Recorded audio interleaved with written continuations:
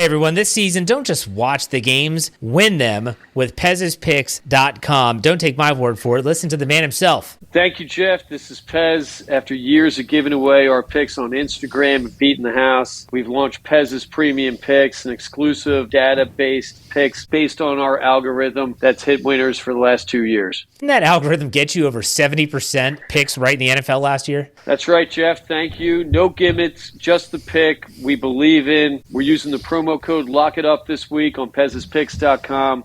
After that, we're asking for a small donation to keep beating the house. That's right. Use the promo code Lock It Up, all one word, for a free week of access at Pez'sPicks.com. That's Pez'sPicks.com. Check it out today. Welcome in, everybody. This is the Falcons Podcast on Wednesday morning. My name is Scott Kennedy. You probably know that by now if you're in here this early. Nick will not be joining me. He's still finishing up his move. He is flying to Seattle. I sent him a link just in case, so I didn't have to answer the phone in the middle of the stream like we did on Monday Night Football. It's been a whirlwind week. We play on Monday, and then yesterday I'm doing campus tours with my son, drove over to the University of Alabama and back. That took up a lot of days, so yesterday is kind of a blank. And going somewhere today. Can you tell where I'm going based on the colors I'm wearing today? I wore my colors. I wore a dark red, maroon, crimson shirt. I wore my red Falcons shirt to Georgia on Monday, and I'm wearing orange and blue today, little burnt orange and navy blue today. So you can probably figure out where we're going today. Where we're going today with this show, I want to finish up. I know y'all, since the game was just 2 days ago, probably still want to talk a little bit about Falcons-Bills, but human nature is we want to look forward. And in going through NFL.com's power rankings, I think it's Eric Edholm was writing those up, and he finished up what he had to say is the Falcons season trajectory has changed. I agree. You agree? If we go back to where Carolina was, that game was so mind-blowing that you can picture if they show up like this, oh my God, they're 3-14. But I think they've done a great job the last 2 weeks of proving that game was an aberration. It happens. They're 3-2. They're in good shape. They've beaten two teams that played in the championship games last year. The Bills were the participant in the AFC Championship. The Commanders were a participant in the NFC Championship. Now, were they at full strength? No. Were the Falcons at full strength? No. That's regular season football. That happens. And despite the fact that the announcers waxed poetic about the gutsy, beat-up Bills on Sunday night and decimated by injuries, the Falcons were just as, if not more, injured than the Buffalo Bills. They're about to face another team that's been hit hard by injuries, the San Francisco 49ers. Now, Brock Purdy is questionable. Mac Jones has been playing admirably. He's been playing okay. But with Fred Warner out, and even if Brock Purdy comes back, if he's not 100% and is 100% with his timing, the line on this one, I believe, is 2.5 in favor of San Francisco, which is the home field advantage, the travel and everything. Short week for the Atlanta Falcons, but I think the Atlanta Falcons have every reason to believe that they can go in and win this game. I want to hit on PFF again real quick. Just, we like to try and use them as a resource. You can't see everything, so you're like, okay, they've got a legion of guys out there scouting games. And I'll hit on this, and then we'll say some hellos. Like, what do they have to say about the Falcons? Because I've told you, I don't necessarily mind their numerical rankings. Okay, this was the best player. This was the second best player. This was the third best player. Those type of rankings. But their grades for the Atlanta Falcons are way overly harsh, and they end up not comparing very well to the rest of the NFL. Let me use this for an example. Bijan Robinson, I bet he wins some awards this week. He comes out of this week with 238 yards and was it one touchdown, and, just arguably one of the best performances he's had in an Atlanta Falcons uniform, which is saying something. All of a sudden, he's getting MVP talk, which we said would probably happen. Talk of MVP. Now, Baker Mayfield's probably still the favorite right now, and that's okay. I said Bijan should be in the conversation, and he is. Let's take a look at what PFF ranked the Atlanta Falcons. They ranked, let me get my glasses. Bijan Robinson, for his effort against the Buffalo Bills, a 70.1. All right, well, in a vacuum, that doesn't mean anything. What's that mean, Scott? 70.1. And a 70.1 means if he had the same performance for 17 games and finished the season with a 70.1, he would be right now the 21st ranked running back in the NFL. Yes, 21st ranked running back in the NFL if he had 17 games like he did last Monday against the Buffalo Bills. Sometimes you got to reevaluate what you're doing because what you're doing doesn't pass every other checks and balance test that we have in this world. 21st. Bijan Robinson's effort would have made him the 21st best running back in the NFL. Yeah, I disagree with what you're doing over there right now, guys. Get it, fix it, please. We love your service. We love looking at it. We love stats, but it's not right now. Well, it's subjective. It can be subjective and still be wrong. Right now, it's wrong. It's not working right. Let's get that fixed. We like to say hello to everybody. We go live usually Monday and Wednesday, but we change it up every so often. And I want to say hello to some folks here. This one of the reasons we go live. One of our great members, you can tell he's got that bird right now. It shows like a little token when I show you on the screen, but he gets the bird in here. He says, John Harrell, he says, I have confidence in the defense and Bijan. Me too. And that wins you a lot of games. Defense and a running game. We talked a lot about what Bijan's doing is obvious. What the defense doing on the whole is obvious, but we kind of expect that from Bijan to a certain extent. Oh, yeah, we're spoiled, but he is a special player. And you broke all the rules by drafting him number 8 in the top 10 when it was inexcusable, according to analytics writer, I will not say expert, analytics writer Seth Walder over at ESPN. It was an inexcusable mistake for this team to draft Bijan Robinson. Yeah, maybe not. Maybe not. It was, I think he may have said unexplainable because I said it's actually pretty easily explainable for the way this team is set up. But the defense, my goodness, the defense, we waxed poetic Monday night for a long time about what they're doing. And it's not just the pure numbers, it's the in-game adjustments that they can make. The first drive the Bills had in the first half, hot knife through butter, went right down and scored.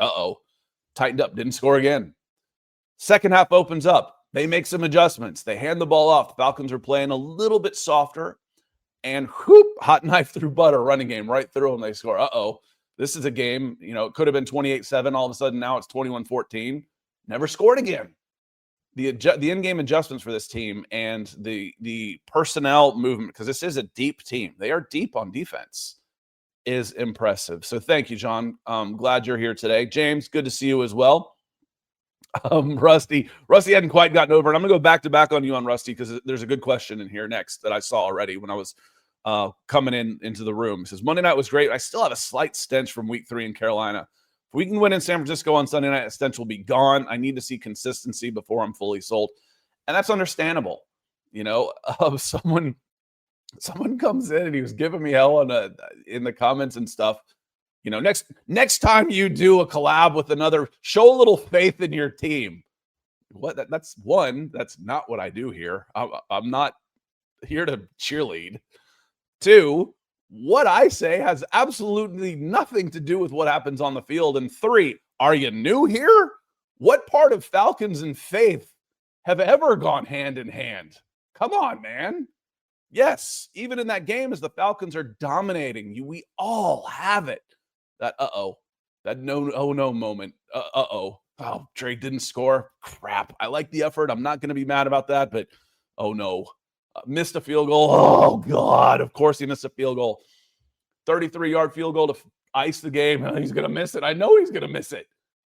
It's part of being a Falcons fan, and it's up to them to change the way we feel about this team.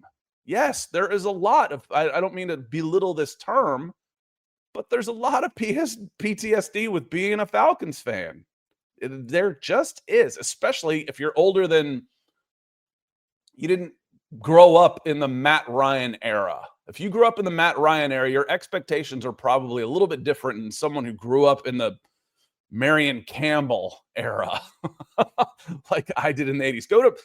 Type in Atlanta Football Reference into a Google search, go there, and it'll show you all of the records for the Atlanta Falcons through all the years. And remember, I grew up in the 80s. From 1980 to 1989, I was 7 years old to 16 years old. Those are some formidable years. Go look. Well, that was a long time ago. Yeah, but this last decade has been very similar. So it's okay, Rusty. You're allowed to be a little apprehensive. We all are. We're hopeful though. Enjoy it. This is a fun run that the Falcons are on right now. But he says, at what point do we become concerned about Bijan's usage rate? We need him fresh for January if we're going to make the playoffs. Well, Rusty, I think that's a good question. And at the beginning of the season, we harped on what do we want to see from Bijan Robinson? Definitely not more touches, maybe even less touches, but more efficiency. And that's still what you're seeing. Check a box score from the game. And even though, Bijan was huffing and puffing, it was because he went for almost 250 yards. It wasn't because he was being used too much. I check a box score. He had 19 carries. Okay, well, that's not crazy. He had 6 receptions. So he had 25 touches, okay? 25 touches is a lot, but it's not outrageous. 25 times 17, not 7, you moron. 25 times 17 is probably 425. That'd be a lot. 25 times 17 is 425. That'd be a lot, but he's not doing that every time. So I think to this point, coming into this game, he was behind. And part of that had to do with Carolina. He was behind, like 1 full touch a game behind. So it was maybe 2 touches behind because I think he was just over 300, a pace for 300 touches. And 320 touches. And last year he had 360 touches. So he was actually behind his pace for last year. This accelerated it so that he was on a similar pace to last year. Now, 360 touches would be top 5 again, but it's not, it's top 5. It's not 100 more touches. Jonathan Taylor, I think in 2022, he led the league in rushing and touches by like 100. I mean, he blew everybody away. He had close to 2,000 yards, and he was up on rushing yards by like 500 yards to the next closest guy. There may have been one person, but then the gap was big. I'm not concerned with Bijan's usage yet. I don't. Again, we talk about. I don't necessarily want to see 25 touches a game. That's still not outrageous. That's not outrageous, and it's not like they were ignoring Tyler. Tyler still got 11 touches. That's a pretty good balance, if you ask me. And you commented on my show, so you kind of did ask me. So I'm not overly concerned about it. Was he a little gassed? Probably.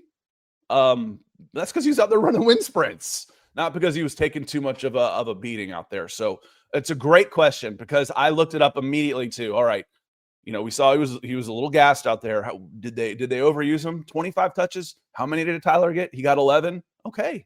I think that's pretty good load management for that type of game. I think that was still pretty good load management. Psalm, good to see you. You're out in California, aren't you? In Southern California, though, aren't you out in kind of where I used to live? So let me know because it's funny, Braves fans. Everybody hacks on the South for everything. That's why do SEC teams claim an entire conference championship as the conference? Yes, we do. You know why? You see how the rest of the world portrays the South. So you're going to make an enemy of us. You're going to make an enemy of all of us. So the Atlanta Braves move to the perimeter, and it makes national news for getting hell for being, the Marietta Braves. San Francisco is like an hour on a good day out of San Francisco. They're in Santa Clara. The New York Giants and New York Jets aren't even in New York. Anyway, I think you're in Southern California. It's great to see you. Brian F, big dude, Brian Big Dude F. Falcons look good this week. Yes, they did. Another thing, we talk about the defense. Yeah, the Falcons are, even after 290 yards, some of it were garbage time yards, but other teams give up garbage time yards too. So all that balances out. They're still number 1 in total defense. And they're right there, top 2 with the Denver Broncos and all of the advanced metrics after 6 weeks, 5 games for the Falcons, 6 for about everybody else, but all that is done on a per game basis. But did you see where the offense has ended up? The Falcons offense in total yards is now number 2. At 378 yards per game, the Atlanta Falcons have the number 2 offense. They were 6 last year now. They were 6. So we talked about, do we think this team can still be a top 10 offense? Yes, but they need to get better at scoring. Some of the games haven't necessarily necessitated. How's that for the Department of Redundancy department? Big scores. Minnesota Vikings control the game, run the ball. You don't necessarily need to put up 40 on those guys. Manage the game. Game management is important. Falcons managed this game against the Bills pretty well. Winning the turnover battle by not putting the ball, in harm's way is a big part of that. Not taking unnecessary risks when your defense is playing that good. Now, the other side of that is they're only scoring 20 points per game, which is 1, 2, 3, 4, 5, 6. 32 minus 6 plus 1 is 27. 27th in the NFL. So they've got the number 2 offense at moving the ball, and they're 27th in scoring. And part of that is field goal kicking. We know we've seen the Falcons either miss field goals or pass up on field goals. 4th and 3, 50-yard field goal indoors to go up 24-7. That's an automatic call for someone who has confidence in the kicking game. There's 3 points. Block field goal, there's 3 more points. That's 6 points right there in that game that you left on the field. Not even talking about what could have happened with Drake in that game. There's 9 points at least. If you take those 6 points and go from 20 to 6, 26 scoring is 1, 2, 3, 4, 5, 6, 7, 8, 9. You're top 10 in scoring as well. So part of it looks fairly easy to fix, but the Falcons are number 2 in total offense right now and number 1 in total defense right now. And you know who looks a lot like that right now is the San Francisco 49ers do as well. They are 1, 2, 3, 4, 5, 6 in total offense, but they're not scoring either. They're just ahead 0.8 of a point. 20.8 points per game puts them 27, 26, 25, 24, 24th, despite having a top 10 team moving the ball. And then on the defensive side of the ball, they are not quite as good. They're middle of the pack on defensive side of the ball, but they are only giving up 21.3 points per game, which is still close to middle of the pack. It's about 14th. So, and the Falcons defense right now has moved to 20.0, 1, 2, 3, 4, 5, 6, 7. So they're now number 7 in scoring. That's gone down after you give up 14 to your average went down. And we all know that 30 was not all on the defense. So the number 1 defense feels more legit. The number 1 offense still feels like, there's points being left on the board out there. So something to keep an eye on. Greg coming in with a super chat. Thank you, Greg, double G. He says, with as bad as the Bills are allowing big runs, I'm surprised Carter didn't get a catch or two to see if he could pop one.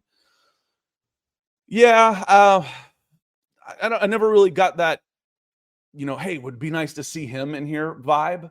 And part of that is if Bijan needs a break, Tyler is certainly capable of breaking a big one. I mean, his touchdown run was 21 yards, 22 yards.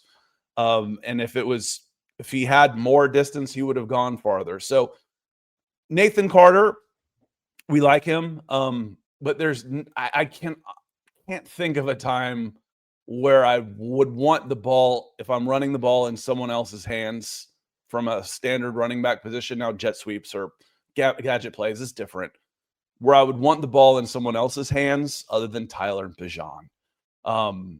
But yeah, Nathan's got some breakaway speed, and the Falcons were gashing them on the run. Golly, what the Buffalo Bills were 28th in run defense. I bet that's gone down. Where are they now after facing the Atlanta Falcons? The Buffalo Bills rushing defense is now 30th at 158, and they are closer to DFL, dead frickin' last, than they are to moving up. So they're closer to the Dolphins at 32 than they are the Cowboys at 29. So the Bills have some problems that they need to get worked out for sure, but they're still definitely a dangerous team. Thank you for the support, my friend. Hope you are doing well. Let's see here. I want to come down and say hello to some folks again as well. We said hello to Brian Nando. I feel like we haven't seen Nando in a while. Nando Barrington, Grand Rising, Scott and Nick. This run-centric ratio of Zach Robinson calling plays is a winning formula.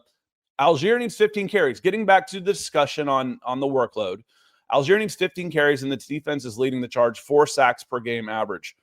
17 times 4, that's 28 in carry. Are they on pace for 68 sacks? I think that's just this last game. But yeah, that would be a record. That'd be pretty close to a record. The problem is the Denver Broncos have faced some odd quarterback play. So they got Cam Ward, I think, on his first game and sacked him like 10 times. And then last week against Justin Fields, we know Justin Fields, all they need now is Caleb Williams. We know Justin Fields is fully capable of taking a sack. I think they sacked him 9 times.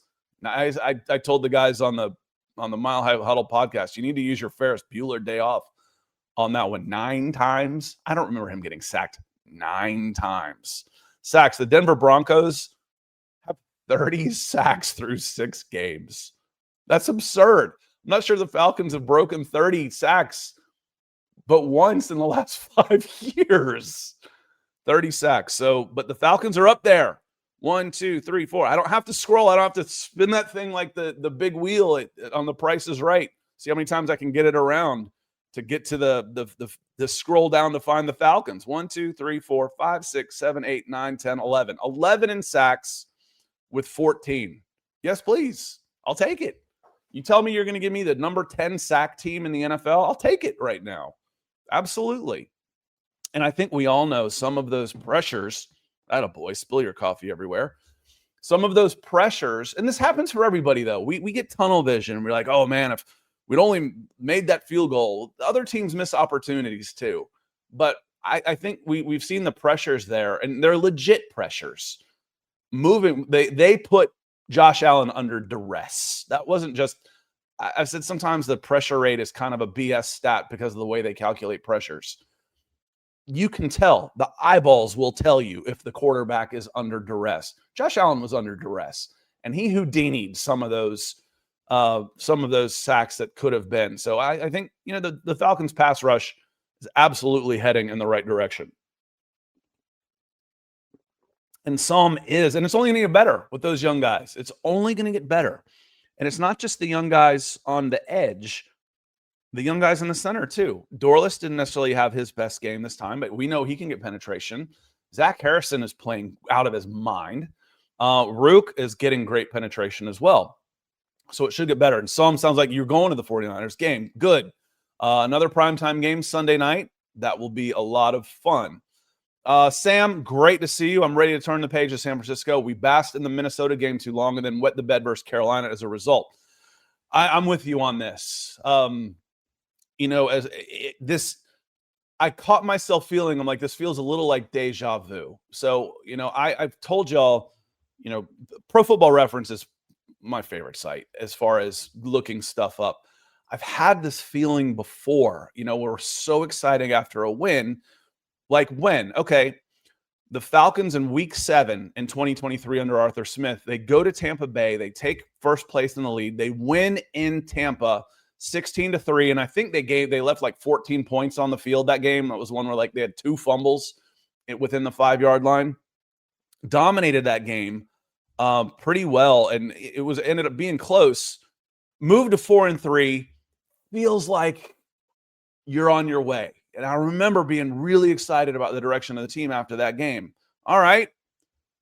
Next week, they go to, after that, at Tennessee Titans with Will Levis making his first start in his career. And they were never competitive in that game. Will Harris's helmet is in the Hall of Fame.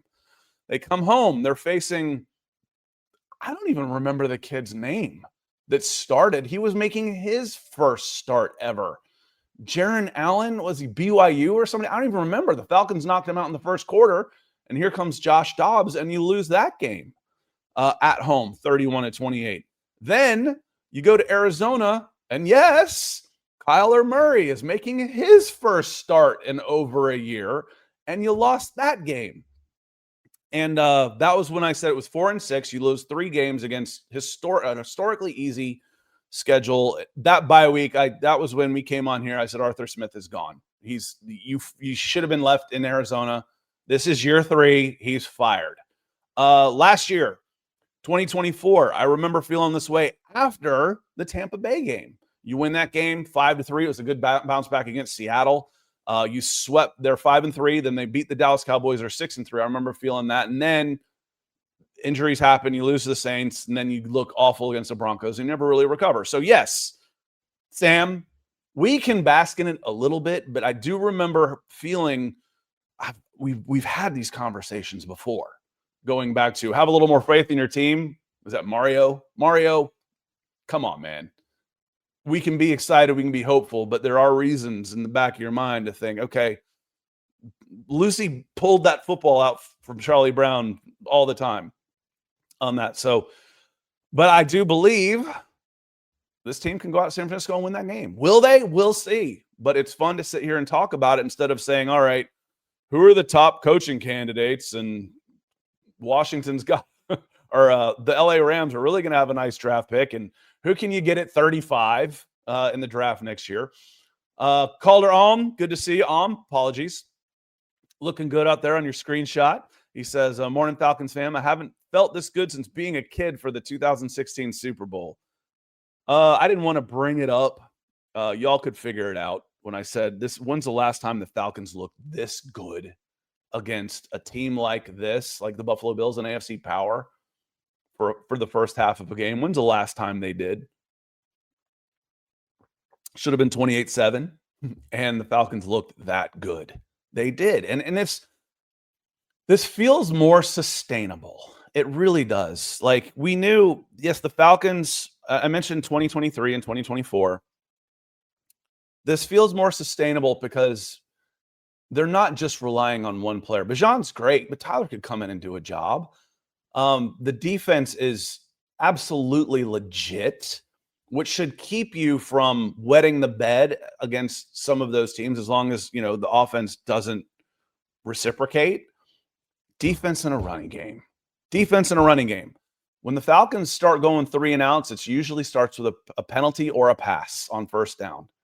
And I swear, 99% of offensive coordinators, if they pass on first down and it's incomplete, they run it on second down. You could almost set your watch by it because they are absolutely terrified of 3rd and 10. And they'd much rather have 3rd and 7, 3rd and 6. Zach Robinson hasn't really done that. I'm okay with that. I'm not necessarily saying that's wrong, but the Falcons, when they go 3 and out, it's because they go pass, and it's 3 and out. And that's when they run into trouble. The backbone of this team is running game defense. What usually goes with that, Calder, which is a little scary, special teams and good special teams. I saw the last time a team was number 1 in defense and number 1 in offense, or vice versa, but top 2 in both, and missed the playoffs was like 20 years ago because they were ranked 32 in special teams and they missed the playoffs. And the Falcons were ranked 32 in special teams going into last week. As far as the metrics go between returns, covering returns, net punting, and kicking, they were 32nd. And the worst part of that is probably that they were 32nd again. It's not new. This defense is new to us. Jay, good to see you. He says, Felipe Franks is a beast. Good morning, y'all. The legendary Falcons, from now on, when we refer to Felipe Franks, he is Falcons legend, Felipe Franks. Moving forward, in 15 years, when we're sitting here and, God, how old am I going to be then? Maybe 5 years. We're going to be sitting here saying Felipe Franks, Falcons legend, and y'all know exactly what I'm talking about. I feel like that with Kadero Hodge. Kadero Hodge is a Falcons legend. I love that man. Stealth Model TV 23, glad you're here. Rise up, right back at you. Hope you're doing well. Michael Ranquillo is in the house as well. The sunrise out in Arizona. Matthews being out for next game is not bothering me. Call more slants and runs and we'll be just fine. And it's I don't know if it's necessarily a good thing or a bad thing to have the week to prepare. Sometimes just getting out of your head when Jarrell gets out there and he's thrown in there, you don't even have time to think about it. the old Bull Durham thing. Don't think, mate, just throw. You're out there. But you hear the guys say all the time, you got to prepare as if you're going to play. You're one play away, especially in this game. Even behind Jake Matthews, who's played 722 straight games without missing a snap, you still have to be ready to play. Xavier Littman, good to see you. Pamela, so glad you are here. Good morning, and everyone in the chat. Happy Wednesday. Always good with a Falcons win. Makes the week go faster on a Monday night win, that's for sure. Troy, how live are we? We're now 30 minutes into this. And Calder is the PFF. I'm not even saying PFF is a joke, because they do some really good things. They really do. And we've leaned on their rankings. But again, I ran a national scouting service for Scout.com. I was director of scouting. I did NFL and I did high school football recruiting. NFL I could kind of do on my own, because you're talking about 300 or 400 players. College football recruiting, you absolutely cannot. So I had 5 regional managers. They had some guys that would submit state rankings to them. They would compile them into regional rankings and then submit them to me. And then it was my job to overall and take all of those rankings and turn them into one big list. Not everybody ranks the same. And it was my job as director of scouting to hunt out biases, to look, wait a minute, you might want to relook at this guy. It was my job. And I leaned on my guys heavily. They didn't always like where their guys ended up in the national rankings. And that happens. People do things differently, but then to try and blend them into one score, you can't do it if you've got this wild deviation of the Atlanta Falcons out there right now. What you do, the person grading the Atlanta Falcons is grading them way, way, way too harshly. And it screws up your metrics in there. Jesse Bates has been a top 5 safety since he's been with the Atlanta Falcons. Where is Jesse Bates now? Let's see here. Good question. Where is Jesse Bates now? I bet he's 18th. Maybe. He may not even be that high. Xavier Watts was graded like with a 40 last week. So I know he fell. So safeties, Jesse Bates, 25. Xavier Watts, where the hell did Watts go? Can't even find Watts. 30th. So you want to tell me that the Falcons have the 25th and 30th best safeties in the NFL? Pair of average safeties, because there's 60 safeties. There's 64 safeties that start.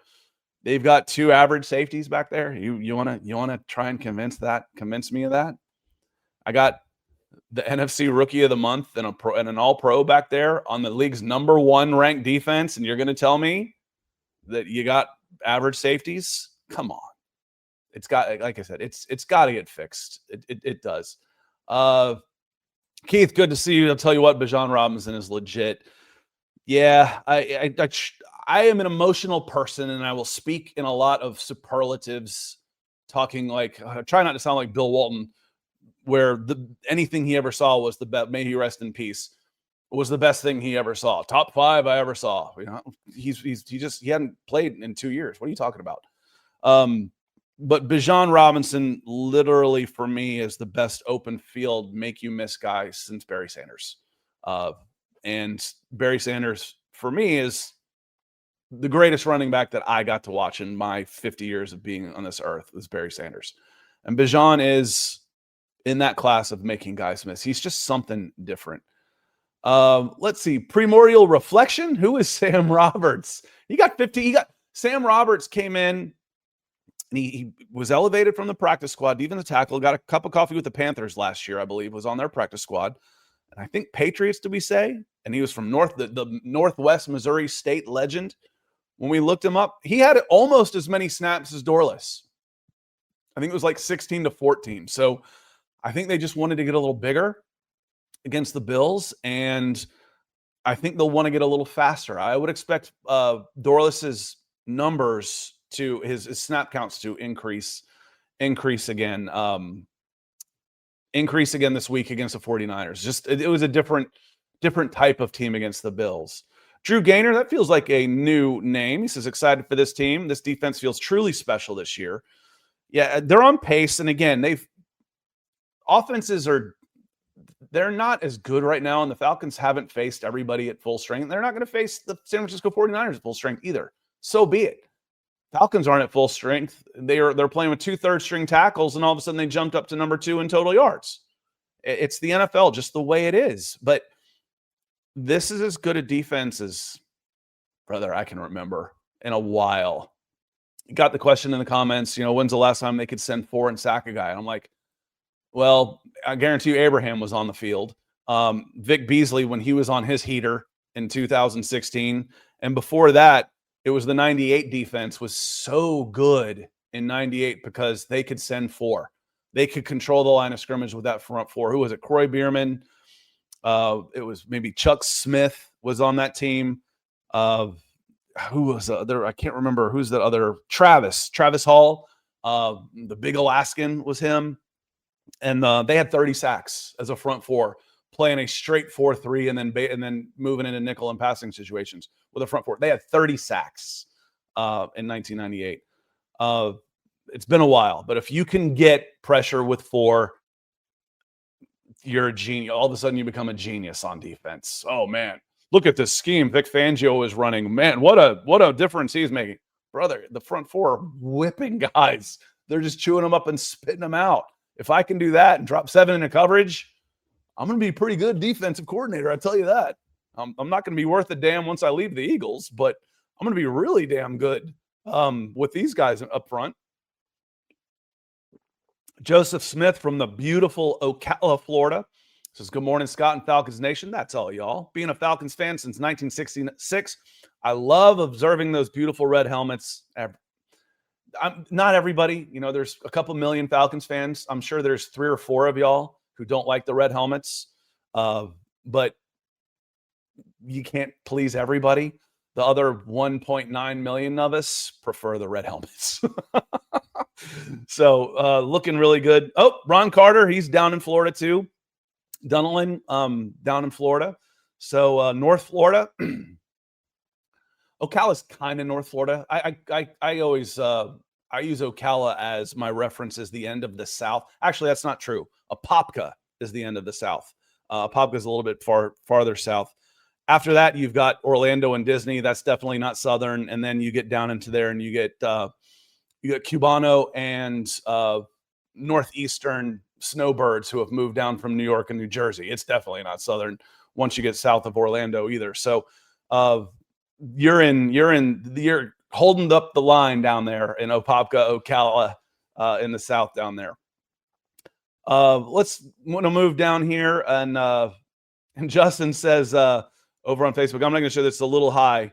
I feel like I have to look over, but Justin over on Facebook, I think our fan base has PTSD, but I also think this fan base cried entirely too much. Probably cries.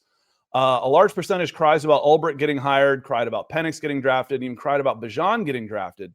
So now it's hard to believe it's working because they oppose everything so much. And there's a vocal, nobody's happy with everything, Justin. That's fairly typical, especially when you've had so little success. I was okay with Bijan. I understood. I would have taken Jalen Carter personally, but I understood the Bijan pick at the time. And how do you complain about it now? Good Lord. The running back position is cool again, for sure. I understood it. Of all the draft picks, the first round draft picks, the only one that I really, really, really opposed at the time was Kyle Pitts, just because it didn't make sense for me. The timing to take a pass catching tight end, the timing didn't make sense for where that team was. And God, if they could have had number 3 and gotten those picks from the 49ers and gotten 3 first round picks, that's what I wanted, brother. I wanted to trade down. They needed so many more players, but the next year was Drake. Drake was a good pick. The next year was Bijan. Bijan was a good pick. The next year it was Michael Penix. Getting a young quarterback in that class always made sense. Signing Kirk Cousins didn't make any sense if you were going to, if you wanted your quarterback, and you should have. Signing Kirk Cousins didn't make any sense. And you guys can, the 5 or 6 of you will defend everything Atlanta Falcons. Just save your keyboard pounding. You'll never convince me otherwise. That signing Kirk Cousins was was a smart thing to do. Not ever. So don't try, and I won't try to convince you otherwise. So just save our breaths. The old, let's just agree to disagree. You'll never convince me. I warn you, do not argue with people who have made their minds up. I don't do it. I'm not going to try and argue with people. It's a waste of my time to argue with people who have already made up their minds. My mind is made up on this, on the Kirk Cousins deal. And then this year, Jalen Walker, that's the first one in 5 years where we're doing a live show. We say, Jalen Walker, yes, take him now. At number 15 from the University of Georgia, Jalen Walker. Yeah, and then they traded back in and to get James Pierce.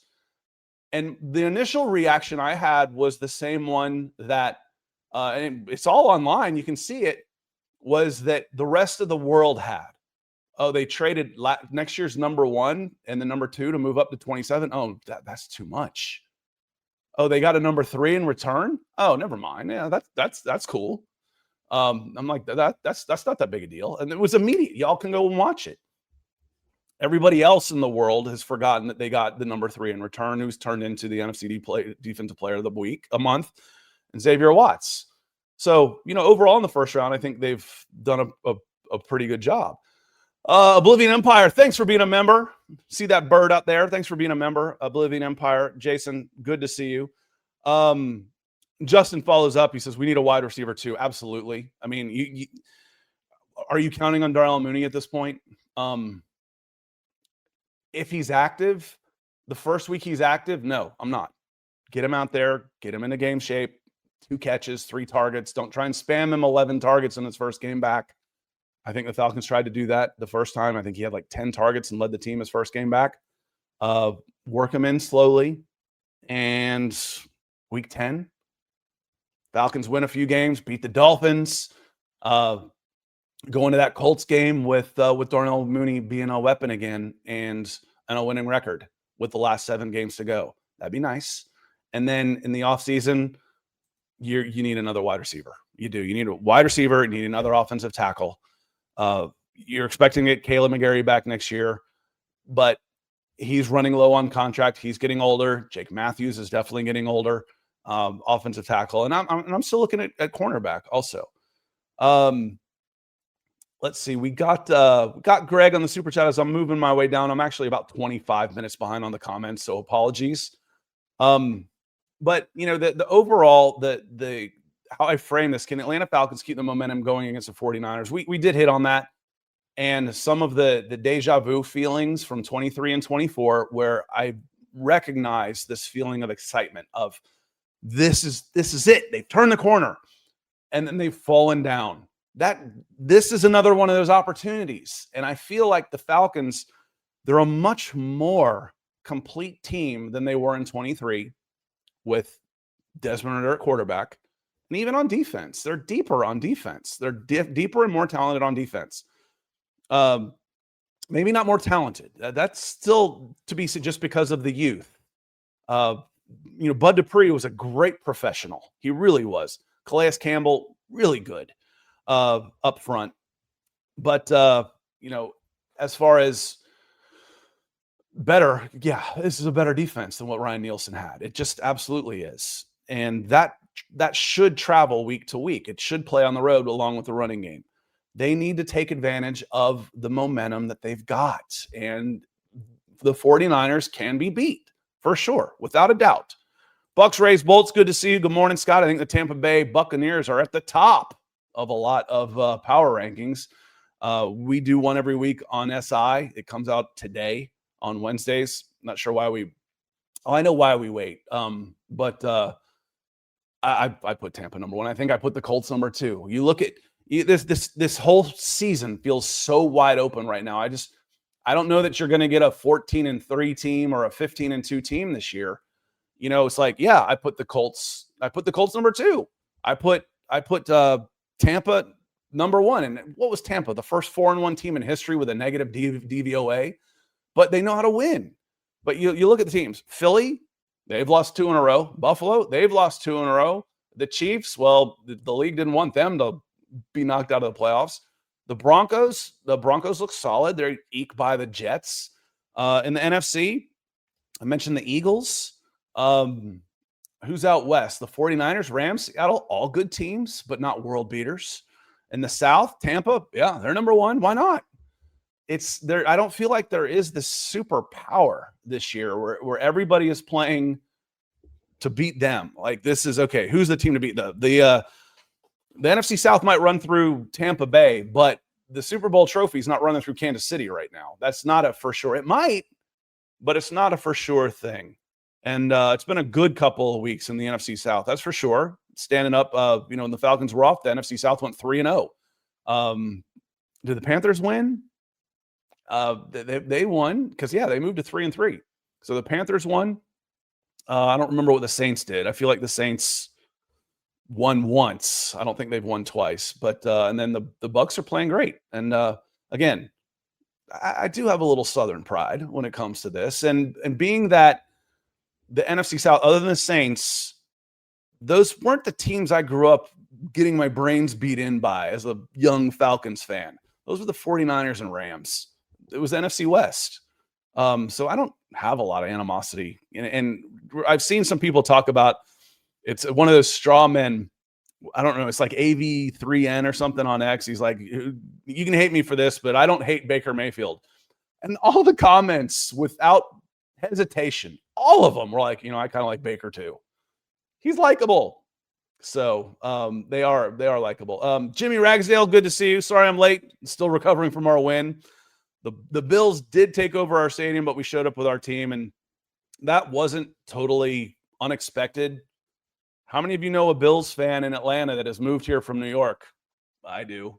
How many of you know 5 Jets and or Giants, more Mets, Yankees fans? Now, I know about 25 of them. It's a transient city, and when you've got one chance to see your team, you will pay $750 for a ticket, and you're hard-pressed not to sell them.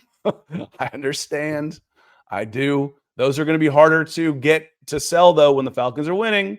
When you buy those seats, and because the games are so there's so few of them, with 8 home games, they do become, not once in a lifetime experiences, but they become, it becomes more like a college football culture that we're used to down here, where it's a thing. You set your life, and those tickets in the lower bowl will be filled with Falcons fans if they're winning, and or they start actually selling to Falcons fans instead of corporations.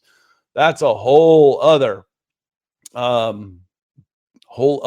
discussion. And Falcons, he says the Falcons should go higher in the power rankings. Nick likes to talk about it like this, and I agree with him. There's like tiers, and I'm not even sure there is a surefire. And this is no disrespect to the Buccaneers. The Buccaneers are the number one team. I voted for the number one, but I don't think of them. I feel the same way about college football right now. I don't think there's a tier 1 team out there right now. I look at the top 5 in the college football. I've watched them play. Like, that's what a top 5 team looks like right now. Oklahoma is a top 5 team. Who else was out there? Texas A&M. Texas A&M is a top 5 team. Really? I've watched them play against Auburn. They're not any good. Neither is anybody else. But, in the power rankings, I think, I got an email. We do the voting before Monday Night Football for some reason. So the Falcons were like at 23, and I got a text from the editor. It says, hey, where do you think the Falcons should be? I said, I think they should be somewhere between 15 to 17. I would put them ahead of the Commanders and the Vikings. I probably did. They beat both of those teams. I'd put them ahead of both of those teams.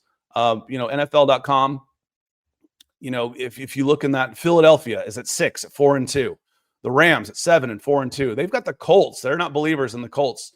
8 at 5-1. The Chiefs at number 9. They're up 3 spots at 3-3. The Steelers are still 4-1 at 10. Broncos 4-2. They're 11. Okay, I'm okay with pretty much all those teams. Now here comes Washington at 12 at 3-3. Arguable. Jaden Daniels is back. Here goes a surprise team, the Jacksonville Jaguars at 4-2. All right, the Chargers 4-2. The 49ers 4-2. The Patriots 4-2. The Falcons 3-2. And then underneath that, it's the Chicago Bears at 3-2, the Vikings at 3-2, the Texans at 2-3.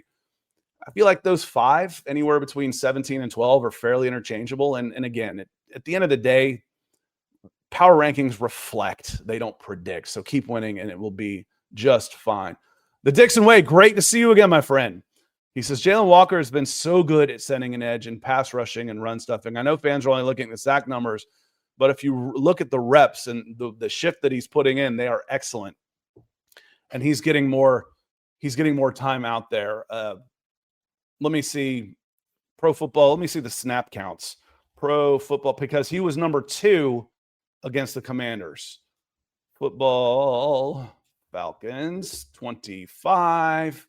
And if I look at this is the kind of stuff I do while Nick is talking, so apologies, but this is what happens when you go solo. My gut tells me that he is at worst number 2 on the edge. Snap counts, defense. It's always the defensive backs lead the way. So Jesse, AJ, Mike Hughes, Xavier Watts, Caden Ellison, Divine Diablo didn't leave the field. D was, and D had a great game. D was next. And the edge with the most snaps was Jalen Walker. It was Jalen Walker. Good shout. It's a heavy rotation. He had 31. He played 54% of the snaps. Leonard Floyd was next at 53, and then James Pierce at 51. And Arnold Ebiketie dropped down to 24 snaps at 42%. And we all saw our guy out there for 2 snaps. Who is not just thrilled for D'Angelo Malone to be out there on that final snap and get the interception out there? He is hung around working his ass off, late 3rd round pick. He's toolsy. It just hasn't really come together for him, but he has been a good Atlanta Falcon for 4 years now. He's been a good Falcon. How happy were you for him to see that? And D, the guys that out there that have suffered through some stuff and through some adversity and get to see success, those are my favorite types of players, man. I really are. Nito. That makes sense. Do you think they'll go after a wide receiver before the deadline? I think they might talk about Darnell Mooney getting healthy and saying, this is as good as a new signing. And frankly, it would be. Ray McLeod, I'm not sure what's going on there other than a competition thing. One of the things I have heard is that he was a big favorite of Ike Hilliard. So he may have popped off. I don't know, but he was not dressed. It was a healthy scratch. And it's okay to have a little fight and animosity in there. Healthy animosity. But Falcons wide receivers 2 and 3 have been MIA this year when it comes to compared to last year. We talked at the beginning of the season, everybody can't have. The Falcons offense is elevated. It's up to number 2 in total offense. It has elevated like we thought it would. Thought it could, it would. But not everybody can have a career year. Who comes down? Mooney, and right now it's without question, it's Mooney and Ray. They need another wide receiver. I just don't know if they'll be able to pull it off. If they can get Mooney and Ray, who could they get that would be better than a healthy Mooney? Nobody. They couldn't. So they got to get Mooney healthy, and then we'll see what they do from there. And Casey Washington's okay for me as a wide receiver 3 because, frankly, he'd be a wide receiver 4 with Kyle Pitts being a wide receiver 2. Going out there and doing the dirty work, and I don't like you trying to force the ball to him. But if he's uncovered because you've schemed up a nice play and he's your 3rd read, he can do a job because he's blocking his ass off out there. He absolutely gets the assist on Bijan Robinson's long run. 99 is Sam Roberts. That was who we were talking about before. And Jaron Hall was the guy I couldn't remember the name of, Corey, for the Vikings. That's how far behind I am on the chat. Apologies. Going on this. So I'm actually going to I'm going to say hello to some members out here. Thank you for being members, Marcus.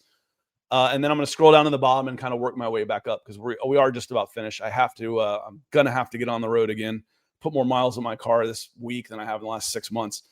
Sorry I'm late, but what a big time win. The Benz was rocking Monday night. And you can feel it. It's like 20% of opposing fans feels like a lot. 25%, even 30% feels like a lot. We've seen it for years with Saints and Falcons. They travel well. There's a lot of Falcons fans there. And it sounds like a lot, especially early, until the home team gives you a chance to be loud. And then you realize, oh, yeah, this still is a home game. You could hear it on the broadcast, and Marcus, I'm glad you could feel it in person because you showed up and showed out. It's another reason why I don't go to games. I'm an old impatient, and I don't like the big crowds. I don't like waiting in lines. I don't like spending all that money when I watch it on TV. I'm just, and I know that. I want someone like you in my seat. I want you there in my seat, raising hell and making a difference for the home crowd, for the home field advantage. I don't want, an old dude like me sitting there watching the game, studying quietly, with my head in my hands, picking out formations. I can do that from home. I want you there raising hell. And Falcons fans, you did a great job. Carrie, great to see you too. So I'm glad I didn't skip all the way to the bottom. I'm just late saying some of my hellos. Hi, Scott. Hope you are doing well. I am doing well. Thank you for asking. Huge win on Monday Night Football for our Falcons. That first half was incredible on both sides, offense and defense. It really was. The adjustments made, you can see teams, they come out there and script a play and come out there and throw a big hook. I used to be a huge boxing fan. Throw out a big hook. Well, the Bills came right back. They took it and threw one of their own. And lesser teams, when they come out and try and bully and they get bullied back, they don't respond. Falcons responded. Like I said, the Bills went right down and scored. That could have been an uh-oh moment, taking we went down and scored so easy. Oh, they're here for a fight too. The Falcons were there for the fight from 0 to 60, from the first snap of the game until the end. So, and they absolutely did. It really was a good win.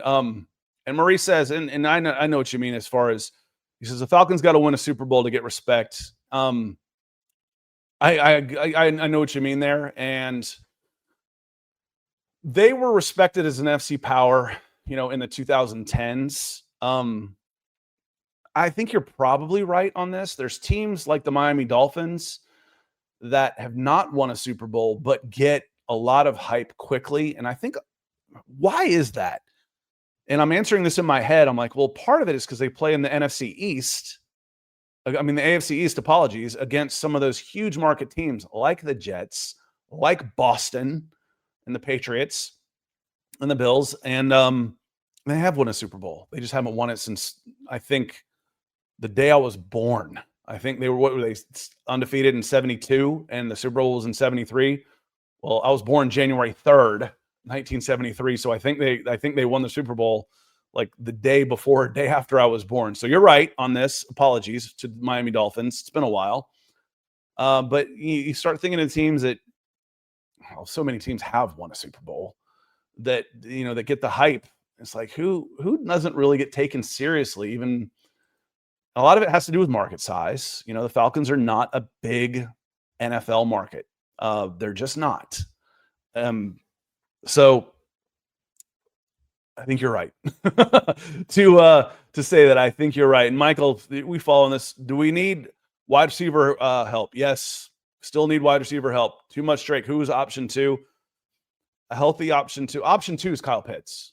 Option 1 is Bijan Robinson. Option 2 is in the passing game. The first 2 options are Bijan Robinson and Drake London. Option 3 is Kyle Pitts.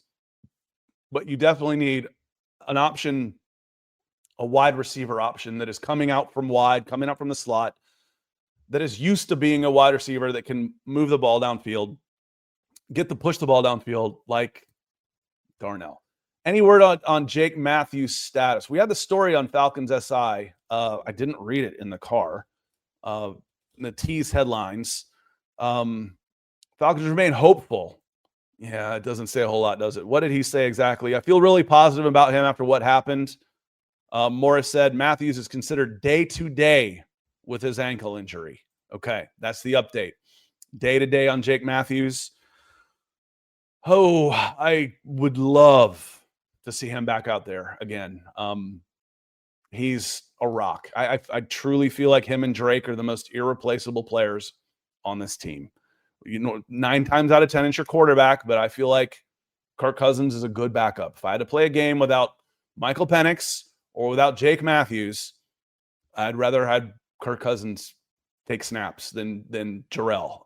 It's just the way I feel about it. Would I rather play a game without Bijan Robinson or Drake London right now? I'd hand the ball 40 times if I needed to Tyler Algier and play that game rather than the 16 targets that went to Drake London going to someone else. That's how I feel. I feel like Drake and Jake, didn't mean to do that, are the two most irreplaceable players on this team. I'm going to scroll down. I want to say hello to some folks that have come in just before I get out of here. That's a good old-fashioned aloha means goodbye. As I was going down, I did see some of our great members become a member. The links in the description and pretty much anywhere on YouTube. It really helps us out, keeps these lights on, keeps my forehead nice and shiny. And Caleb talking about, yes, I want guys like you, Caleb, in my seats. Definitely lost my voice at the game Monday night. You know, when I was in my 20s, I would yell until my eyeballs would pop blood vessels. I'm not that guy anymore. I'm much more reserved. I'm calmer. I don't want calmer in the seats. I want you in the seats, my friend. So go out there. Quick shout out also. Let me see. I've got the wrong X account up. I've got my Falcons accounts up. Quick shout out to Michael Quintana. Michael Quintana is a listener to the Falcons podcast. He's visiting his best friend since 5th grade in South Carolina. And he lives in Oklahoma, so he drove over. On the way over, he got a chance to go to the Falcons game, which is a lifelong dream for him. And he wasn't sure he was going to be able to because, frankly, a big AFC, a Monday night game, the tickets were friggin' expensive. And I was like, dude, sorry, I don't have any ticket hookups for you. Otherwise, I absolutely would. But Michael ended up going to the game, and his reaction was, I see why they're expensive because his experience is freaking awesome. And relatively speaking, compared to other NFL cities, the Falcons really aren't that expensive. They're one of the more affordable tickets. It's just that the NFL on the whole is so expensive. And this market has so many other options for their entertainment dollar that they don't always support overly expensive tickets. It's why hockey failed here several times. They're going to try it again, though. It sounds like up and coming, you know, what the coming cadets. Too many jokes there for NHL and coming Georgia. Coach Mike, what's Chris Blair got to do to get his opportunity? I don't know. Played well in the preseason. So did Dylan Drummond. But I think he's a little behind David Sills right now. We saw David out there. I think they trust him a little bit more blocking and for special teams. That might be the difference right now. And Casey Washington, I saw a wide receiver 4 out there and not a guy who like, oh, well, he should be getting more opportunities. There were some tough catches that he didn't make, at least one. I won't say catches, but there was a play in there that he didn't make. Then I'm like, all right, that's the kind of play you got to make if you're going to be an NFL receiver. And he'd tell you the same thing. I got to make that catch. So, and some of that can come if Mooney and McLeod aren't playing. He will get more opportunities to make those plays. But it's hard. You see guys that aren't playing very well. And all of a sudden, the backup gets in, and he's not quite ready. He's not quite up to game speed, and he makes a mistake. And they're like, see, that's why he's not playing. Like, but the guy who's been playing for 10 weeks ahead of him has been doing the same stuff. You know, so I'm hoping for Casey right now ahead of Chris Blair. I'm hoping Casey makes that catch over the middle in traffic that hits him in the hands the next time out, and he gets another chance to take advantage of that opportunity. Chris, good to see you as well. Hope you are doing well. One of the OGs, he says, hello to everyone. Happy hump day. Love the big win at home on Monday night against Buffalo. Glad the team didn't quit. No, they kept fighting for sure. Let me see. John M., good to see you. He says, Scott, we need another receiver or Mooney back. All we have is London. He's great. Pennick's got to distribute the ball better. Yeah, right now it feels Pitts should have been a bigger part of this. I'm not sure how he got taken out of the game so easily, but right now it was Drake or Bijan in that game, and that was enough. But I think Nick made a good talking about the Miami Heat and their 3 big players. It was like LeBron, Bosh, and Dwayne, and right now Kyle Pitts is Bosh. Bosh could get his turns. He's the Kyle Pitts of that group, but he's behind Dwayne Wade and LeBron James. So I think that is a Pitts right now. Coming out of the game, if you're asking me, who needs to see the ball more? Kyle Pitts. And then again, a healthy Mooney definitely makes a difference. Bucks. Who's more? I'm not sure what you're asking your Bucks Rays Bolts. Who more, Scott? Who more NFC South? Who dat? Is this New Orleans speak here? Who dat? Who dat more NFC South? We dat more NFC South. Larry, this is the same question. Why hasn't Nick Nash got a chance? Guys, it's hard. We said it before. These guys are looking good in the preseason, but there's 3 wide receivers that get snaps in games is pretty much it. And a lot of the times, one of them is Kyle Pitts.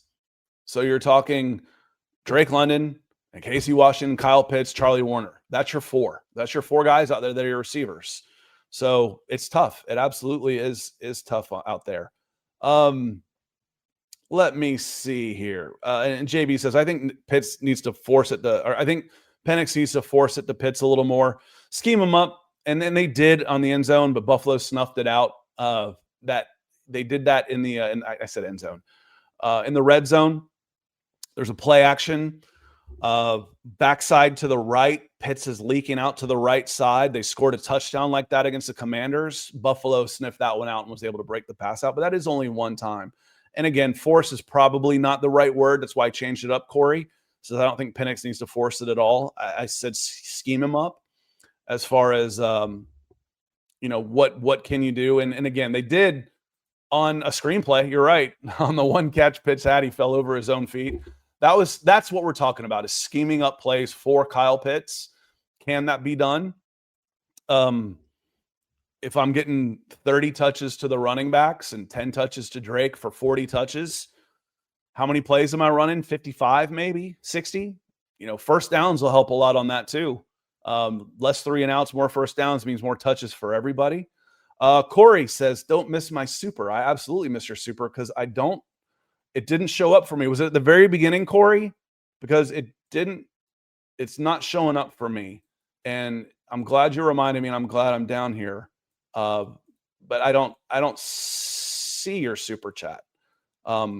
They may have missed it. YouTube may have missed it. The only one I've got starred on here and that I've seen is from Greg, was from Greg on here. So, just type it back in. You're an OG. I'd be happy to read what you have to say before we get out of here. John M says the blank defense. That's I think John Gruden, is he the one that has started that up? The blank defense. And Corey, let me look on the back end on YouTube real quick, see if I can find it. See if YouTube has picked it out. Because there's several ways it shows up. Supers. Yeah, the only one that has gone through. So you haven't gotten charged for it. And that's okay. Corey, just type in what you got to say, brother. Appreciate the support and I appreciate the effort to try and become a member. The only one I have is from Greg. So you haven't gotten charged for a super chat on that. And I think it was John Gruden was calling. God, we're at 110 already. Guys, I could talk Falcons with you forever. We could keep going on this for a long time. John Gruden calling Bijan and Tyler the Atlanta Rhythm section. That's pretty cool. That is pretty cool. Thunder and Lightning gets overused. It's like, okay, guys, let's come up with something new. The Atlanta Rhythm section, does that mean is Tyler the bass and Bijan's the violin? The string section out there. That's really good. The Brick Squad, I like that too. The Brick Squad. It's nice to have some of these nicknames. Sammy says, you like burgers. Sheila sees in Auburn is really good. I'm actually a vegetarian. I've been a vegetarian for about 10 years. People don't really know it. I'm like, if I don't push it on you and force you to be I'm the only vegetarian in my house, including all the 4 pets we have. Am I a true vegetarian if I don't make you try to become a vegetarian? I did it for health reasons. My cholesterol was pumping motor oil or something. And then I just kept on. I'm like, you know what? I like food. Just give me a big plate of something and I'll eat it. And I'm an unbelievable animal lover. So I'd considered it for a long time, but I'm actually a vegetarian, but I haven't picked a place. I'm taking, y'all know I've got the Auburn site too. I've got Falcons and Auburn and Braves. And taken my guys out to lunch. I haven't picked and like Harry said, hopefully you don't have a cat. They're strict carnivores. No, like I said, I'm the only vegetarian in my house. I have 2 cats. My kids aren't vegetarians. My wife's not a vegetarian. It's just me. I make choices for me. And if you have questions, I will tell you, but I do not push my views other than these. And this is to talk about, I'll push my sports views on you. But as far as my lifestyle views, I do not do that. Terry says, who's the next Auburn coach? That's a good question. Hugh Freeze is the first coach in 50 years to get a 3rd season after 2 losing seasons. And that ain't happening. That ain't happening again. Trenton is my favorite podcast hobby, literally favorite hobby. Is this podcast. Great to have you. What happened to Trenton? You had a bird right there before. Where'd he go? What happened to the bird? I know you were a member. What happened? And then John M says, fight on. USC, that's a long way from here. I had a good time out in California with USC on that one. Probably something with my card. Yeah, no problem, Trenton. I'm just giving you heck. Unless I'm kind of hanging out to see if Corey. Oh, here we go. Corey did put it back in there. Was just saying that Bijan doesn't seem to lose speed in and out of his cuts due to his feet and body control. Those guys are few and far between. I call them, Corey, when I was scouting football players like that out of high school, I'd call them downhill skiers. They look like they are downhill skiing, where they turn and they're getting faster while they're turning. The way gravity helps you like that going downhill on a ski slope, you can actually keep going faster even though you are turning because of the gravity. There are very, very few guys like that. Bijan is one of those guys. The 2 that come to mind, old school for me from scouting football players, that I saw that. And one of the things they have in common is their feet always seem to come up high behind them. Like they've got this really good body lean. The guy that basically broke the internet to start, how many of y'all remember Noel Devine?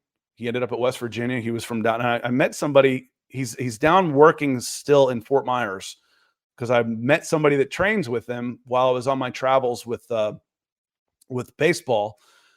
And Noel's down there traveling. He came out of a rough area down there. So I was really happy to hear how well he was doing. But Noel Devine, before YouTube, his highlights would hit, and you can find them. It looks like Bugs Bunny and the Roadrunner out there. It's just unbelievable. Noel was one of those guys. The next guy I saw like that, the Black Mamba, he went to Crenshaw High School, and he went to Oregon, D'Anthony Thomas. And he should have been a corner. He was undersized. He was probably 5'8", 165 pounds, and he ran like that too, where he would accelerate out of cuts. He should have been a cornerback. He went to Oregon, and they made him an offensive player, which probably made sense at Oregon. But for his size, I would have loved to see him at corner. And one of my favorite things was watching D'Anthony show up because the guy was a legend. This is really before everything could go so viral. As far as, Instagram didn't exist and everything. And it was just kind of, a lot of it's word of mouth. One of my favorite things was to see him show up to camps and see him show up to 7-on-7s, and coaches that I knew would come up to me. They'd see him. This little 5'8", 160-pound nothing kid walks up in his cornrows, unassuming, quiet as can be.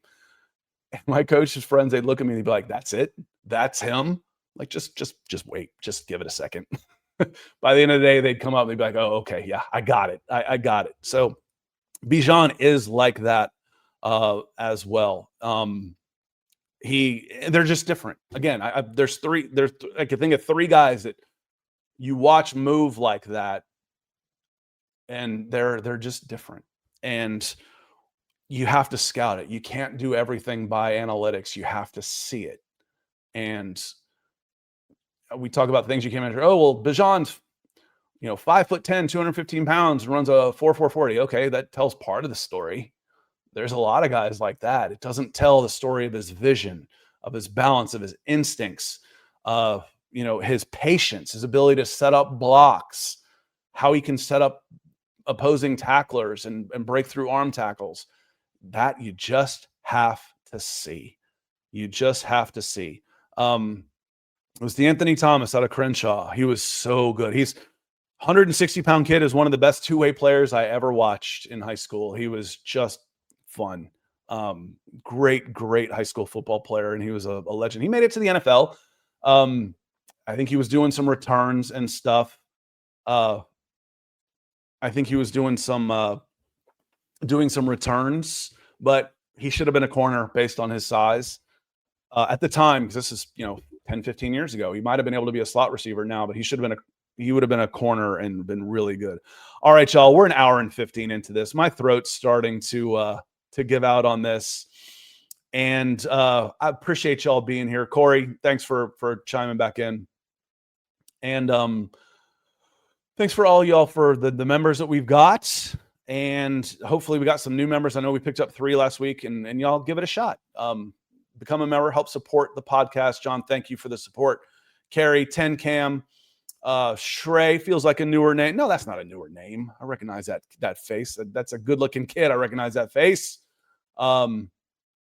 Remember, Larry says he remembers Noel Devine. Him and D'Anthony, the Black Mamba, they were absolutely different. And the difference was there was another guy out there in California. He gave himself the nickname, the Black Mamba. D'Anthony Thomas did not. I actually think, who ran youth football out there in Crenshaw and Compton back then? Snoop Dogg. I think Snoop Dogg named him the Black Mamba, which is actually kind of cool. On that note, Stephen B., you're right. Scott doesn't have a workhorse throat to handle the load alone. I don't talk enough. This is the only time I talk is to talk with y'all. And Deontay Wade, thank you for becoming a new member, my friend. It certainly helps. It helps keep, like I said, helps keep the lights on. And God, when I used to do TV, my throat, we'd be live. And, it's different here with y'all. This is a little bit more informal, but I'd be doing high school football shows live. Might hear the producer, the director getting annoyed. Somebody get Scott some water. Yeah, I should probably just hand that bottle in my pocket. So we're getting out of here. And yeah, Maurice, workhorse throat is diabolical. It's the dirtiest thing we said on the show. We're gonna get flagged by Facebook, aren't we? We're getting out of here. I appreciate y'all being here. And I'm going to go down to Auburn today, and I'll be back. I'm going to be all over the place on Saturday and Sunday. I don't think we'll be able to do a gut reaction on Sunday night for the game, but we'll be here Monday morning. Make sure you're checking out Garrett. He's doing some really good work on Tuesdays and Thursdays. His viewership was a little lower last night. Give him a shot. Give him a chance. Make sure you got those notifications on. And when he comes back on, give him a watch at 6:00 or after for your drive time. Thanks everybody for being here. Thanks Deontay for becoming a new member. Thanks for the super chat from Greg. And man, let's enjoy this while it lasts. This is a whole lot more fun than talking about the bad stuff. Another week. Let's enjoy this and let's hit it next week. Falcons go out, take care of business in San Francisco, turn to the Dolphins. And again, NFL Network says the season trajectory has changed for the Atlanta Falcons. Now it's up to them to turn that prophecy into reality. Y'all have a great rest of your week. We'll see you next time.